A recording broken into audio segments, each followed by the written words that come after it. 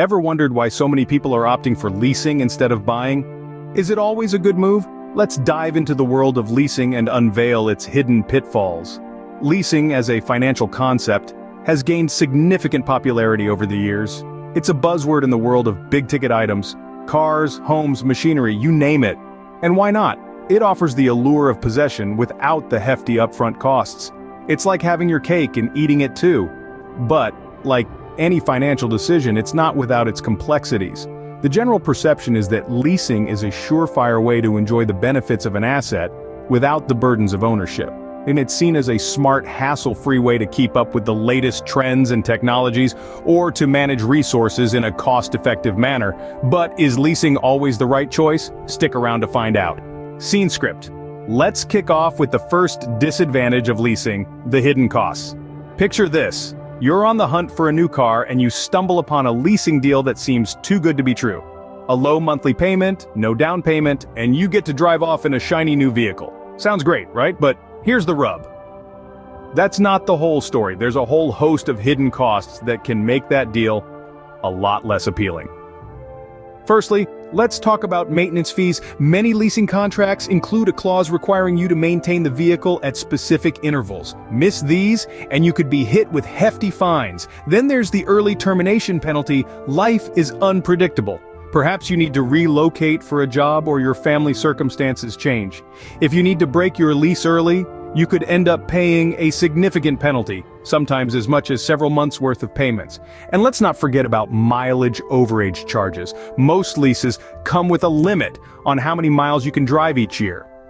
Go over that limit, and you'll be paying extra, often at a per-mile rate. To illustrate this, let's look at the case of Jane Doe. Jane leased a new car with a monthly payment of $200. She thought she was getting a great deal. However, she didn't account for the $1,500 in maintenance fees she had to pay over the lease term, the $2,000 early termination fee when she had to move for a job, and the $500 she had to pay in mileage overage charges. By the end of her lease, Jane ended up paying over $4,000 in hidden costs. That's a lot of money that she didn't plan for. So, the sticker price might be appealing, but the hidden costs can turn leasing into a financial nightmare.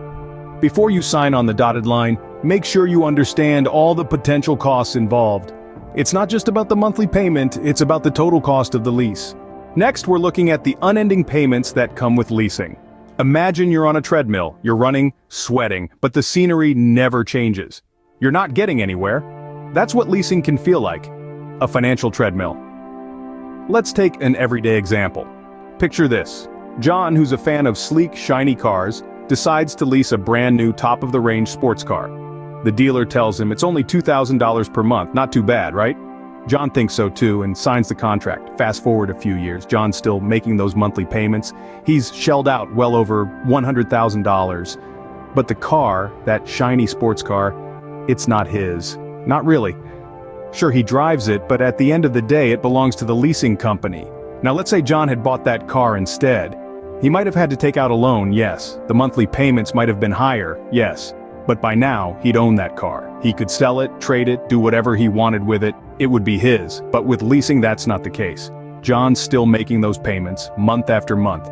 And when the lease ends, he has two choices: return the car or buy it out. If he returns it, he walks away with nothing. If he buys it out, he's essentially buying the car twice. Leasing can seem like an attractive option at first. Lower monthly payments, the chance to drive a new car every few years. But the reality is you're always paying, never owning. You're always running, but the finish line keeps moving. Leasing can feel like a financial treadmill. You're always running, but never reaching your destination. Now let's talk about equity, or rather, the lack of it when you lease. Imagine this. You're running a business, and you need a piece of equipment. You decide to lease it because buying outright feels too expensive. Over time, you pay lease after lease, month after month, but what do you have to show for it at the end? Absolutely nothing. You see, when you lease, you're essentially renting. You're paying for the privilege of using something, but you don't actually own it. It's like pouring water into a sieve. No matter how much you pour in, you're never going to fill it up. The money you spend on leasing is money you'll never see again. It's gone, vanished, poof. Let's look at a real-life example. There was a company. Let's call them ABC Inc. They needed a fleet of trucks for their operation. Instead of buying, they decided to lease. It seemed like a smart move. The lease payments were affordable, and they got shiny new trucks every few years. Fast forward 10 years. ABC Inc. has been making lease payments all this while. But when they look at their balance sheet, they see that they don't own a single truck. All that money spent and they have nothing to show for it. No assets, no equity. It's as if they've been throwing their money into a bottomless pit. This is the harsh reality of leasing. Yes, it can offer access to assets that might be out of reach otherwise. But it's important to remember that leasing is not an investment. It does not build equity. It's a cost, pure and simple. And over time, this cost can mount up, leaving you with a gaping hole in your finances.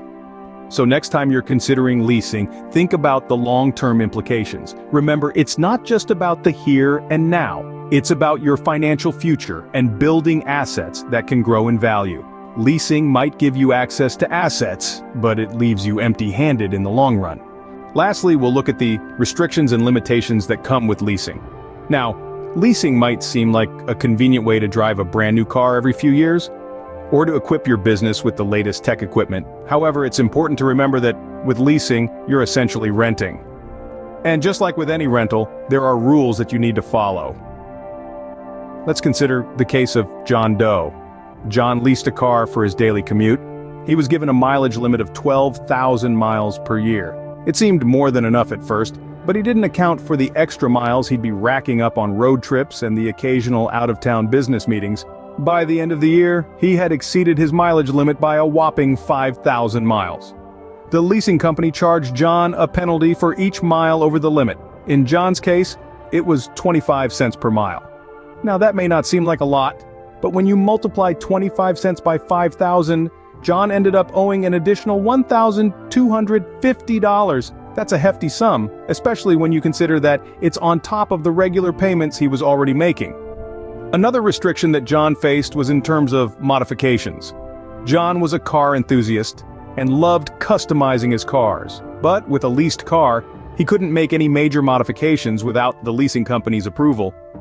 Even minor changes like tinting the windows or changing the tires could result in penalties if they were considered to be altering the car's original condition. In conclusion, leasing comes with a set of rules that can limit your usage and freedom to modify the leased item, be it a car, a piece of equipment, or even a property. And breaking these rules can result in hefty penalties that could make leasing a much more expensive option than you initially thought. Leasing might offer flexibility, but it comes with a leash. So, is leasing really all it's cracked up to be? Let's take a moment to revisit the points we've discussed. Firstly, we dove into the hidden costs of leasing. Remember those enticing low monthly payments? Well, they don't always tell the whole story.